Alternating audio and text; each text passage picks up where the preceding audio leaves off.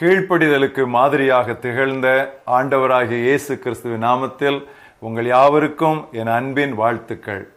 இந்த நாளின் தியானத்தின் தலைப்பு ரெவரண்ட் அண்ட் மிஸ்ஸஸ் சகரியா. வாசிக்க வேண்டிய வேத பகுதி லூக்கா 1 அத்தியாயம் 5 முதல் 17 வரை. யூதயா தேசத்தின் ராஜாவாகிய ஏரோதின் நாட்களில் அபியா என்னும் ஆசாரிய வகுப்பில் சகரியா என்னும் பெயர் கொண்ட ஆசாரியன் ஒருவன் இருந்தான். அவன் மனைவி ஆரோனுடைய குமாரத்தைகளில் ஒருத்தி, அவள் பேர் எலிசபெத்து. அவர்கள் இருவரும் கர்த்தரிட்ட சகல கற்பனைகளின் படியேயும் நியமங்களின் படியேயும் குற்றமற்றவர்களாய் நடந்து தேவனுக்கு முன்பாக நீதி உள்ளவர்களாய் இருந்தார்கள். எலிசபெத்து மலடியாய் இருந்தபடியினால் அவர்களுக்கு பிள்ளை இல்லாதிருந்தது. இருவரும் வயது சென்றவர்களாயும் இருந்தார்கள். அப்படி இருக்க அவன் தன் ஆசாரிய வகுப்பின் முறைப்படி தேவ சந்நிதியிலே ஆசாரிய ஊழியம் செய்து வருகிற காலத்தில் ஆசாரிய ஊழிய முறைமையின்படி அவன் தேவாலயத்துக்குள் பிரவேசித்து தூபம் காட்டுகிறதற்கு சீட்டை பெற்றான். தூபம் காட்டுகிற வேளையிலே ஜனங்கள் எல்லாரும் கூட்டமாய் வெளியே ஜெபம் பண்ணி கொண்டிருந்தார்கள். அப்பொழுது கர்த்தருடைய தூதன் ஒருவன் தூபபீடத்தின் வலது பக்கத்திலே நின்று அவனுக்கு தரிசனமானான். சகரியா அவனை கண்டு கலங்கி பயமடைந்தான். தூதன் அவனை நோக்கி, சகரியாவே, பயப்படாதே, உன் வேண்டுதல் கேட்கப்பட்டது. உன் மனைவியாகிய எலிசபெத்து உனக்கு ஒரு குமாரனை பெறுவாள். அவனுக்கு யோவான் என்று பெயரிடுவாயாக. உனக்கு சந்தோஷமும் மகிழ்ச்சியும் உண்டாகும். அவன் பிறப்பு நிமித்தம் அநேகர் சந்தோஷப்படுவார்கள். அவன் கர்த்தருக்கு முன்பாக பெரியவனாய் இருப்பான். திராட்சை ரசமும் மதுவும் குடியான். தன் தாயின் வயிற்றில் இருக்கும் போதே பரிசுத்த ஆவியால் நிரப்பப்பட்டிருப்பான். அவன் இஸ்ரவேல் சந்ததியாரில் அநேகரை அவர்கள் தேவனாய கர்த்தரிடத்திற்கு திருப்புவான். பிதாக்களுடைய இருதயங்களை பிள்ளைகளிடத்திற்கும் கீழ்ப்படியாதவர்களை நீதிமான்களுடைய ஞானத்திற்கும் திருப்பி உத்தமமான ஜனத்தை கர்த்தருக்கு ஆயத்தப்படுத்தும்படியாக அவன் எலியாவின் ஆவியும் பலமும் உடையவனாய் அவருக்கு முன்னே நடப்பான் என்றான். இன்றைய மனப்பாட வசனம் லூக்கா 1:6.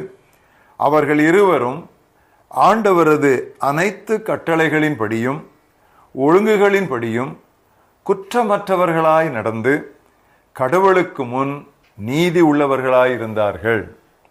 Walking in all the Lord's commandments and regulations blamelessly, both of them were righteous before God. பண்டிகைகளிலெல்லாம் பண்டிகையாகிய கிறிஸ்துமஸின் மறுபக்கம் கீழ்ப்படிதலை கொண்டாடுதலே. கிறிஸ்துமஸ் சம்பவங்களில் வரும் நல்ல கதாபாத்திரங்கள் யாவருமே ஏதாவது ஒரு வழியில் கீழ்ப்படிதலுக்கு நடைமுறை விளக்கம் தந்துள்ளனர். இன்றும் அடுத்த 6 நாட்களும் நாம் கவனிக்க போகும் 7 முதலாவது நாம் பார்ப்பது எலிசபெத்தும் சகரியாவும் தான். அவர்களது கீழ்ப்படிதல் தற்காலிகமானது அல்ல.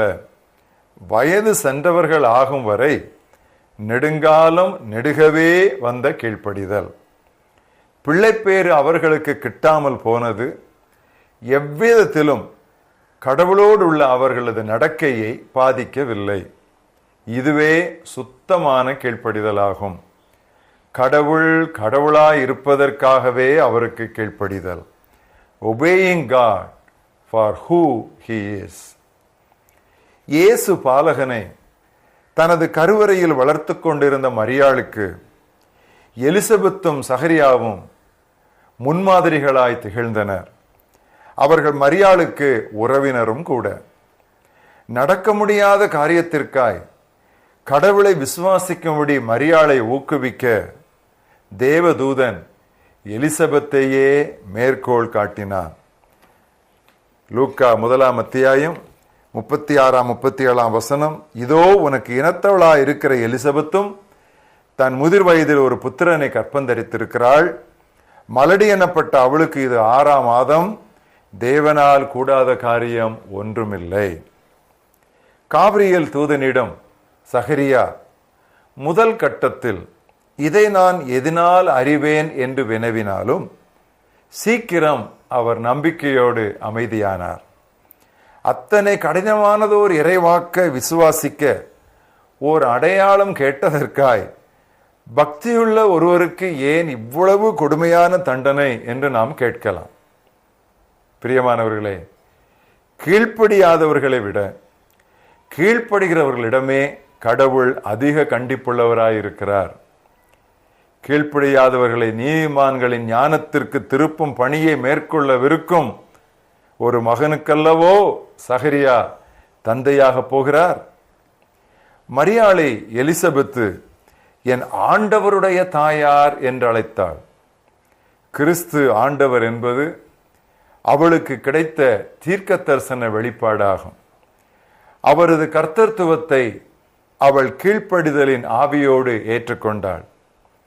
கீழ்ப்படிதல் இல்லாத அறிவு வீணானது. கடவுளுக்கு முன் நடுங்கி பயப்படுதலே மெய் ஞானத்தின் தொடக்கம். The fear of God is the beginning of wisdom. தங்கள் மகனுக்கு பெயர் சூட்டிய காரியத்திலே பக்தியுள்ள இந்த தம்பதியரின் கீழ்ப்படிதல் இன்னும் வெளிப்படையாகிறது. கடவுளுக்கு கீழ்ப்படிய வேண்டும் என்பதற்காக குடும்பத்தில் உள்ள ஒருவரின் பெயரை வைக்கும் பழக்கத்தையே உடைத்து விட்டனர். இனத்தாரின் விருப்பத்திற்கு மாறாக கடவுள் கட்டளையிட்டு சொல்லியிருந்த யோவான் என்னும் பெயரை சூட்டினர். அந்த பகுதியை வாசிக்கிறேன் பாருங்கள்.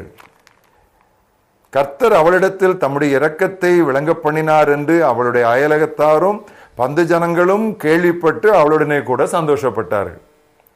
8ஆம் நாளிலே பிள்ளைக்கு விருத்த சேதனம் பண்ணும்படிக்கு அவர்கள் வந்து அதன் தகப்பனுடைய பெயரின்படி அதற்கு சகரியா என்று பெயரிட போனார்கள். அப்பொழுது அதன் தாய் அப்படி அல்ல, அதற்கு யோவான் என்று பெயரிட வேண்டும் என்றார். அதற்கு அவர்கள் உன் உறவின் முறையாரில் இந்த பெயருள்ளவன் ஒருவனும் இல்லையே என்று சொல்லி அதன் தகப்பனை நோக்கி எதற்கு என்ன பெயரிட மனதா இருக்கிறீர் என்று சைகையினால் கேட்டார்கள். அவன் எழுத்து பலகையை கேட்டு வாங்கி இவன் பெயர் யோவான் என்று எழுதினான். எல்லாரும் ஆச்சரியப்பட்டார்கள். நமது குடும்பத்தினரை பிரியப்படுத்துவதற்காக தேவ நடத்துதலை மிக எளிதாய் தள்ளி வைத்துவிடும் நமக்கு இது எப்படியான ஒரு கடிந்து கொள்ளுதல் பாருங்கள். யோவான் என்றால் கடவுள் கிருபை உள்ளவர் என்று பொருள். கடவுளுடைய 400 ஆண்டு தீர்க்க தரிசன அமைதியை குலைத்த குழந்தைக்கு இது எவ்வளவு பொருத்தமான பெயர் என்று பாருங்கள். God is gracious.